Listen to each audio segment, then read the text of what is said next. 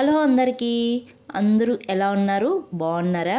Welcome back to my channel దునియా అమ్మాయి vlogs. ఈ vlog వచ్చి అందరూ ఇంటి దగ్గర ఉన్నప్పుడు తీసిన వ్లాగ్ అనమాట. పిల్లలకు హాలిడే ఉంటుంది కదా, ఇంకా హాలిడే ఉన్నప్పుడైతే ఇంట్లో ఎవరు తొందరగా నిద్ర లేరనమాట, లేట్గా లేస్తారు. ఇంకా నేను కూడా లేట్గానే లేస్తాను. ఇంకా ఆ రోజు టిఫిన్ తొందరగా అవ్వదు, లేట్గా తింటామన్నమాట. ఒక 11కి తింటాము, 10:30 11కి ఆ టైంలో తింటామన్నమాట. హాలిడే ఉన్నప్పుడు పిల్లలు లేట్గా లేస్తారు కదా, వాళ్ళు లేచినప్పుడు టిఫిన్ అయితే నేను ప్రిపేర్ చేస్తాను. ఇంకా ఈరోజు అయితే ఒక హెల్దీ రెసిపీ అయితే మీతో షేర్ చేసుకుంటున్నానండి. రాగి పిండి దోశ అయితే వెజిటేబుల్ వేసి చేస్తున్నాను అనమాట. చాలా చాలా బాగుంటుంది. డైట్ చేసే వాళ్ళకి ఈ రాగిపిండి దోశ హెల్దీ రెసిపీ అనమాట. ఒక్కటి తింటే చాలు, కడుపు ఫుల్ అయిపోతుంది అనమాట. ముందుగా దీనికి కావాల్సింది రాగిపిండి, సుజీ రవ్వ నేను ముందుగానే వేయించి ఇలా డబ్బాలో స్టోర్ చేసుకుంటున్నానండి. తర్వాత పెరుగు, ఈ మూడు కావాలండి మెయిన్గా. ఇప్పుడు ముందుగా అయితే సుజీ రవ్వ 1/2 కప్పు తీసుకుంటున్నానండి దోశ చేయడానికి. 1/2 కప్పు సుజీ రవ్వ ఒక బౌల్లో వేసుకొని పెరుగు 1 కప్పు దాకా వేసుకుంటున్నాను. ఫ్రెష్ పెరుగు, ఇంట్లో చేసిన పెరుగు అయితే బాగుంటుందన్నమాట దోశకి. ఇప్పుడు కొద్దిగా సాల్ట్ వేసి రెండు బాగా కలిపేసి కొద్దిగా వాటర్ వేసుకొని కలిపి 10 నిమిషాలు పక్కన పెట్టేసేయాలి. దీన్ని కొద్దిగా లూజ్గా బాగా కలుపుకోవాలండి, పెరుగు ఉండలు లేకుండా. ఇలా కలిపి ఒక 10 నిమిషాలు పక్కన పెట్టేసేయాలి. ఈ 10 నిమిషాలు సుజీ రవ్వ పెరుగులో బాగా నానిపోతుందండి. ఈ లోపల మనము వెజిటేబుల్స్ అన్నీ కట్ చేసుకునేయాలి. నేనైతే నా దగ్గర ఉన్న వెజిటేబుల్స్ వేసుకుంటున్నానండి. క్యారెట్, బీన్స్, క్యాప్సికము, ఆనియన్స్, టమాటా, పచ్చిమిర్చి ఇవన్నీ చిన్న చిన్న పీసెస్గా కట్ చేసుకునేసాను. క్యారెట్ మాత్రం తురుముకున్నానండి. క్యారెట్ తురుముకుంటే చాలా బాగుంటుంది దోశలకైతే. ఇవన్నీ కట్ చేసుకొని పక్కన పెట్టుకునేసాను. ఇప్పుడు ఈ వెజిటేబుల్స్ అన్నీ ఒకటొకటే వేయించుకునేయాలి. ఇప్పుడు స్టవ్ పైన బండి పెట్టుకొని ఆయిల్ వేసుకొని ఆవాలు, జీలకర్ర, కరివేపాకు, నా దగ్గర ఎండి కరివేపాకు ఉంటే కొద్దిగా క్రష్ చేసి వేసుకుంటున్నానండి. మీ దగ్గర పచ్చి కరివేపాకు ఉంటే కట్ చేసి వేసుకోండి. కరివేపాకు అలాగే వేసేస్తే పిల్లలు తీసి పక్కన పెట్టేస్తారనమాట. చిన్న చిన్న పీసెస్గా కట్ చేయడం కానీ, ఎండు కరివేపాకు ఇలా క్రష్ చేసి వేసుకుంటే దోశలో బాగా కలిసిపోతుంది. అస్సలు పిల్లలు తీరనమాట, హ్యాపీగా అలాగే తినేయచ్చు. తర్వాత పచ్చిమిర్చి వేసిన వెంటనే సాల్ట్ వేసుకునేయండి. ఆయిల్లో బాగా వేగితే పచ్చిమిర్చి దోశలో తినేటప్పుడు కారం ఉండదన్నమాట. తర్వాత క్యాప్సికము, బీన్స్ వేసి ఆయిల్లో బాగా వేయించుకునేయాలి. ఆ రెండు బాగా మగ్గిపోవాలి. తర్వాత ఆనియన్స్ వేసుకునేయండి, సన్నగా కట్ చేసుకున్నవి. ఆనియన్స్ లైట్గా వేగితే చాలండి. తర్వాత మనం తురుము పెట్టుకున్న క్యారెట్ వేసుకొని బాగా కొంతసేపు 1 మినిట్ వేయించుకున్న తర్వాత టమాటా వేసుకొని కొత్తిమీర వేసుకొని వేయించుకునేయాలి. టమాటా బాగా మగ్గిపోయిన తర్వాత స్టవ్ ఆఫ్ చేసుకొని పక్కన పెట్టుకునేసేయాలి. ఇప్పుడు మనం పెరుగు వేసి సుజీ రవ్వను కలుపుకున్నాం కదా, 10 నిమిషాల తర్వాత ఒకసారి బాగా కలుపుకునేసేయాలి. గట్టిగా అయిపోయి ఉంటుంది. ఇప్పుడు ఇంకా కొద్దిగా వాటర్ వేసుకొని రాగిపిండి వేసుకొని బాగా కలుపుకునేసేయాలి. మనం దోశకి ఏ విధంగా కలుపుకుంటామో అదే విధంగా రాగిపిండి మీకు ఎంత అవసరం పడుతుందో అంత వేసుకొని కలుపుకునేసేయాలి. నేను 1/2 కప్పు సుజీ రవ్వ వేసుకున్నాను, 1 కప్పు రాగిపిండి వేసుకున్నాను. 1 కప్పు రాగిపిండికి 1/2 కప్పు సుజీ రవ్వ వేసుకున్నాను. అదే 2 కప్పులు రాగిపిండి అయితే 1 కప్పు సుజీ రవ్వ వేసుకుంటే దోశలు చాలా బాగా వస్తాయి. కొద్దిగా బేకింగ్ సోడా కూడా వేసి బాగా కలుపుకొని ఫైనల్గా మనం వేయించి పెట్టుకున్నాం కదా వెజిటేబుల్స్, అవి కూడా వేసి బాగా కలుపుకునేయాలి. మనం కలిపి పెట్టుకున్న రాగి పిండిలో ఈ వెజిటేబుల్స్ అన్నీ బాగా కలిసే విధంగా బాగా కలుపుకుండేయాలి. ఈ స్టేజ్లోనే సాల్ట్ రుచి చూసుకోండి. సాల్ట్ సరిపోకపోతే వేసుకొని బాగా కలిపి మరొక 10 నిమిషాలు పక్కన పెట్టేసేయాలి మూత పెట్టి. ఈ 10 నిమిషాల్లో ఈ రాగిపిండి దోశలకి చట్నీ అయితే ప్రిపేర్ చేసుకునేద్దామండి. ఇంకా ఈ రాగిపిండి దోశకి పల్లీ చట్నీ ఈ విధంగా చేసుకుంటే సూపర్గా ఉంటుందండి. చాలా చాలా బాగుంటుందన్నమాట. ముందుగా వెజిటేబుల్స్ వేయించుకున్న బాండీలోనే పల్లీలు అయితే వేయించుకుంటున్నానండి. దాంట్లో కొద్దిగా ఆయిల్ ఉంటుంది కదా, ఆ ఆయిల్తోనే ఈ పల్లీలు, తర్వాత పచ్చిమిర్చి, తర్వాత గుప్పెడు కొత్తిమీర, పుట్నాల పప్పు ఇవన్నీ వేయించుకొని చల్లారిన తర్వాత మిక్సీ జార్లో వేసుకునేయాలి. ఇప్పుడు కొన్ని వెల్లుల్లిలు, తర్వాత రుచికి తగిన రాళ్ళుప్పు వేసుకొని కొద్దిగా చింతపండు వేసుకొని మెత్తగా మిక్సీ పట్టించుకునేయాలి. ఈ చట్నీకి పోపు పెట్టుకునేయాలి. చట్నీ కొద్దిగా గట్టిగా ఉంటేనే దోశలోకి చాలా బాగుంటుందండి. టేస్ట్ కూడా అదిరిపోతుంది అనమాట. చట్నీ అయితే అయిపోయింది. ఇప్పుడైతే రాగిపిండి దోశ అయితే వేసుకునేయాలి. రాగిపిండి దోశ వేయడానికి నాన్ స్టిక్ ప్యాన్ అయితే బాగుంటుందండి. దోశ అయితే బాగా వస్తుందన్నమాట. ఇప్పుడు నాన్ స్టిక్ ప్యాను బాగా హీట్ అయిన తర్వాత ప్యాన్ పైన కొద్దిగా ఆయిల్ వేసి ఆనియన్తో బాగా రుద్దుకోవాలి. తర్వాత దోశ వేసుకొని పైన కొద్దిగా ఆయిల్ కానీ లేకపోతే నెయ్యి కానీ వేసుకుంటే చాలా బాగుంటుందండి. 2 సైడ్ బాగా కాల్చుకునేయాలి. ఇలా ఎర్రగా కాల్చుకున్న తర్వాత సర్వ్ చేసుకొని తింటే చాలా చాలా బాగుంటుంది. హెల్దీ రెసిపీ అనమాట. వెజిటేబుల్స్ అన్నీ వేసుకొని ఇలా దోశ చేసుకుంటే తినడానికి చాలా బాగుంటుందండి. డైట్ చేసే వాళ్ళకి ఒక్క దోశ తింటే చాలు, కడుపు నిండిపోతుంది. అంత తొందరగా కూడా మళ్ళీ ఆకలి వేయదనమాట. అంత బాగుంటుందండి. ఎక్కువగా పల్లీ చట్నీ ఈ విధంగా చేసుకోండి, చాలా బాగుంటుంది. ఇంకోటి టేస్ట్ చూసి ఎలా ఉందో చెప్పు. రాగి దోశ ఎక్స్ట్రాడినరీ బాగుందా? కడి పెట్టాలి పిల్లలకి. Healthy recipe. ఎక్స్ట్రాడినరీ. అసలు డైట్ వాళ్ళకి కూడా సూపర్. సరిగిపోతుంది. బాగా నచ్చిందా? ఇది పెట్టబడ్డ డైలీ అంటే వారానికి అట్లీస్ట్ ఒకసారి. వారానికి ఒకసారైనా కావాలా? ఓకే. మంచి ఫుడ్ పడాలా.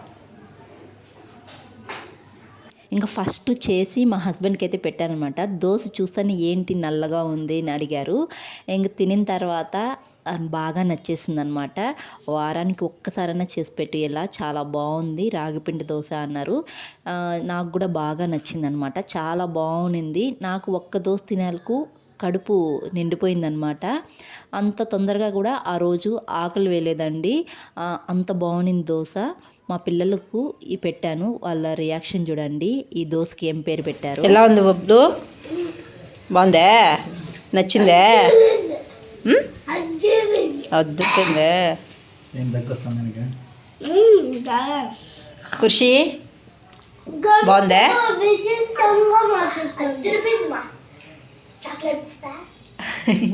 చాక్లెట్ దోశ కాదు, రాగి పిండి దోశ.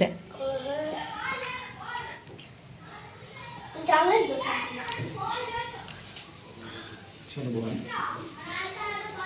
ఫ్రూట్స్ పడే వాళ్ళకి కొన్ని వెజిటబుల్స్ కాంబినేషన్ పెడితే బాగుంది. మా పిల్లలు ఈ దోశ చూసి చాక్లెట్ దోశ మమ్మీ అని అడిగారు. ఇంక పైన నల్లగా ఉంది కదా కలర్, ఆ విధంగా ఉండేందుకు ఇంక చాక్లెట్ దోశ అని అడిగారు అనమాట. కాదు రాగిపిండి దోశ అని అంటే బాగుంది అని చెప్పి బాగా ఇష్టంగా తిన్నారనమాట.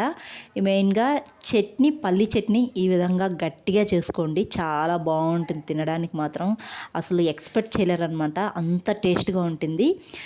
డైట్ చేసే వాళ్ళకు ఈవినింగ్ టైంలో కానీ లేకపోతే మార్నింగ్ టైంలో కానీ తింటే చాలా మంచిది, చాలా హెల్దీ కూడా అనమాట. మీరు కూడా తప్పకుండా ట్రై చేసేయండి ఈ విధంగా ఒకసారి. ఇంకా ఆఫ్టర్నూన్కి అయితే ఉలవల రసం అయితే చేస్తున్నానండి. ఇంకా ముందు రోజు నైటే ఉలవలను అయితే నానబెట్టుకునేసాను అనమాట.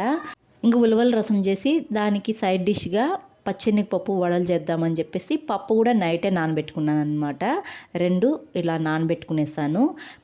పప్పు వడలు అయితే చాలా బాగుంటాయి కదా, కొద్దిగా మసాలా వేసుకొని చేసుకుంటే చాలా బాగుంటుంది. మసాలా అంటే ఎక్కువ అల్లం వెల్లుల్లి పేస్టు, కొత్తిమీర, పుదీనా, పచ్చిమిర్చి, ఆనియన్ ఇవే వేసి చేస్తానన్నమాట. చాలా బాగుంటుంది. ఇంకా ఉలవల రసం, పప్పు వడలు ఈ కాంబినేషన్ అయితే చాలా బాగుంటుంది కదా. ఇంకా రసం కూడా, ఉలవల రసం కూడా నేను 2 రకాలుగా చేస్తూ ఉంటాను.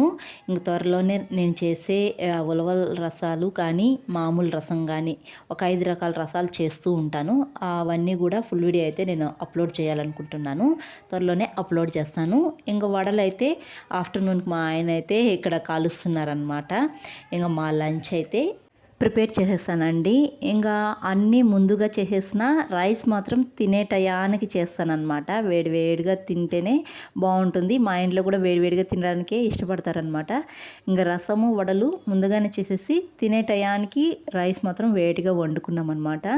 ఇంకా తినేసిన తర్వాత మేమైతే ఎగ్జిబిషన్కి అయితే వెళ్తున్నాము. ఇంకా పిల్లలకి హాలిడే ఉన్నప్పుడు ఇంకా బయట వెళ్ళాలని అంటూ ఉంటారు. పార్క్ కానీ ఇలా ఎగ్జిబిషన్ ఉన్నప్పుడు ఎగ్జిబిషన్కి కానీ వెళ్ళాలి అనుకుంటారు. ఇంకా పిల్లలకి ఎలాగో హాలిడే ఉంది కాబట్టి ఇంకే లంచ్ చేసుకున్న తర్వాత ఈవినింగ్ అలా ఎగ్జిబిషన్కి అయితే బయలుదేరేసాం అనమాట. మా పిల్లలు ఎగ్జిబిషన్కి వెళ్తాండామని హడావిడి అంతా ఇంత కాదు, నానా గోల చేశారనమాట మా చిన్నోడు పెద్దోడు. ఇంకా మా పిల్లలు అయితే వాళ్ళ డాడీని ఒక 10 days నుంచి అడుగుతూనే ఉన్నారు ఎగ్జిబిషన్కి తీసుకెళ్ళే డాడీ అని. ఫైనల్గా ఇంకా హాలిడే ఉన్న రోజు ఈవినింగ్ 6:30కి అలా బయలుదేరామన్నమాట. ఇలా స్టార్టింగ్లోనే మనకి ఎర్రకోట ముఖద్వారంతో లోపల చార్మినార్ ఎంట్రీతో ఉంటుందన్నమాట. చాలా బాగుంది. బయట అయితే టికెట్స్ అమ్ముతూ ఉంటారండి. 120 రూపీస్ ఎనీ 4 రైడ్స్ అన్నమాట. నాకైతే చాలా రీజనబుల్లే అనిపించింది. ఒక్కొరికి 120 రూపీస్. మేమైతే 3 టికెట్స్ అయితే తీసుకున్నాము. మా పిల్లలకి ఇద్దరికి ఇంకా నాకు అని తీసుకున్నారనమాట. 3 టికెట్ తీసుకొని వెళ్ళాము. ఇక్కడ చార్మినార్ సెట్టింగ్ దగ్గర అయితే మా పిల్లలకి వాళ్ళ డాడీ అయితే కొన్ని ఫొటోస్ అయితే తీశారనమాట. ఇంకా అలా దాటుకుంటానే ఇక్కడ అంతా షాపింగ్ అంట. పిల్లలవి బొమ్మలు కానీ, ఇంకా లేడీస్కి కావాల్సిన క్లిప్స్, రబ్బర్ బ్యాండ్స్ కానీ, ఇంకా హ్యాండ్ బ్యాగ్స్ కానీ ఇలా అన్నీ షాపింగ్ చేసుకునే ఉంటాయి.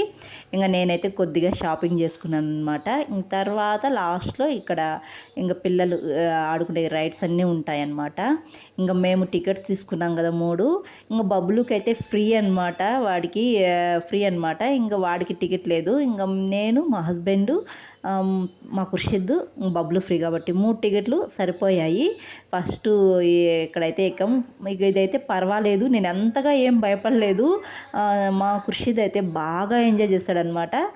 భయపడలేదు. సెకండ్ దానికైతే భలే భయపడ్డానండి. అమ్మ ఇంక నాకు ఫుల్గా కళ్ళు తిరిగేసాయి. అది ఎక్కిన తర్వాత ఎప్పుడెప్పుడు ఇది ఆగిపోతుందా, దిగేద్దామా అని అనిపించింది అనమాట. ఇదే అనమాట. మా ఖుర్షిద్ అయితే ఫుల్గా ఎంజాయ్ చేశాడు. ఇంకా మా బబ్లు చూసారా, నాకు వాళ్ళ డాడీకి మధ్యలో కూర్చొని 2 చేతులు గట్టిగా పట్టుకున్నాడు అనమాట. చాలా భయపడుతున్నాడు, కానీ పైకి మాత్రం అలా కనిపించలేదన్నమాట. నాకు కూడా ఫుల్గా భయం వేస్తూ ఉంది. నా పరిస్థితి ఎలా ఉందంటే, నువ్వు నాకు నచ్చావు మూవీలో బ్రహ్మానందం కామెడీ ఉంటుంది కదా, ఇలా రైడ్ ఎక్కినప్పుడు అలా ఉందన్నమాట నా పరిస్థితి. చాలా భయం వేసింది. ఇది దిగేసిన తర్వాత నాకైతే ఎలా అనిపించింది అంటే మామూలుగా ఇంకెక్కకూడదు అనిపించింది. ఫస్ట్ టైం నేను కాలేజ్ డేస్లో జైంట్ వీల్ ఎక్కాను అనమాట. అది ఎక్కిన తర్వాత డిసైడ్ చేసుకున్నాను, ఇంక జీవితంలో జైంట్ వీల్ అయితే ఎక్కకూడదు అనుకున్నాను. ఇంతవరకు ఎక్కలేదనమాట. ఇంకా అది ఎక్కేసిన తర్వాత ఇంకా నెక్స్ట్ ఇది ఎక్కమన్నారు. నేను రానంటే అస్సలు రానన్నాను. ఆయన బలవంతంగా తీసుకొని వచ్చారు. కూర్చో బాగుంటుంది అని. ఇది హెలికాప్టర్ లాగా ఉంది, అంతగా ఏం భయం లేదు.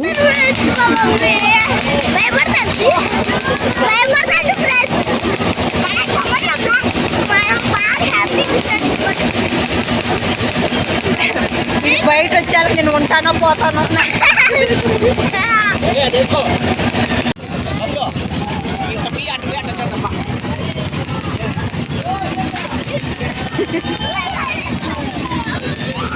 ఇంకా అది దిగేసిన తర్వాత మా పెద్ద బాబు జైంట్ వీల్ ఎక్కుదాం మమ్మీ అని అడుగుతూనే ఉన్నాడు. ఇంకా మా బబ్లుని జైంట్ వీల్ ఎక్కుదామా అంటే అస్సలు నేను రానంటే రాను, వద్దంటే వద్దు అని అంటున్నాడు అనమాట. తర్వాత అయితే ఈ బోటింగ్ అయితే ఎక్కిపించామన్నమాట. ఇంక మేమైతే 3 టికెట్స్ తీసుకున్నాం కదా, ఒక్కొరికి ఒక్కో టికెట్ అనమాట. ఇంకా టికెట్ తీసుకోవడం వల్ల 4 రైడ్స్ ఫ్రీ అనమాట. అదే మనం టికెట్ తీసుకోకుండా అలాగే వచ్చింటే ఇక్కడ ఒక్కో రైడ్కి 60 రూపీస్ ఛార్జ్ చేశారు. మనకు టికెట్ తీసుకురా వల్ల రీజనబుల్లే అనిపించింది అనమాట.